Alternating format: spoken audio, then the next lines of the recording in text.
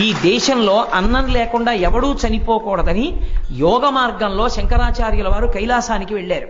వెళ్ళి పార్వతీ పరమేశ్వరుడు ఇద్దరి దర్శనం చేసి స్తోత్రం చేశారు. పరమేశ్వరుడు సంతోషించి 5 శివలింగాల్ని బహూకరించాడు. 5 స్ఫటికలింగాలు. ఆ 5 లింగాల్ని తీసుకొచ్చి శంకరాచార్యుల వారు 5 ప్రదేశాలలో ఉంచారు. అందులో ఒక శివలింగం కంచి కామకోటి పీఠాధిపతుల చేత ఆరాధింపబడుతుంది. చంద్రవంకతో ఉన్న శివుడి మీద చంద్రుడి నుంచి పడినటువంటి అమృతధారలతో తడుస్తూ ఉంటాడు. కాబట్టి తెచ్చిన 5 శివలింగాలకి చంద్రమౌళీశ్వరుడనే పేరు ఉన్నప్పటికీ కంచిలో కామకోటిలో పూజింపబడేటటువంటి శివలింగం యోగలింగం. 2వ లింగాన్ని శృంగేరిలో ఉంచారు. శృంగేరి పీఠాధిపతులు ప్రతిరోజు సాయంకాలం అర్చన చేస్తారు.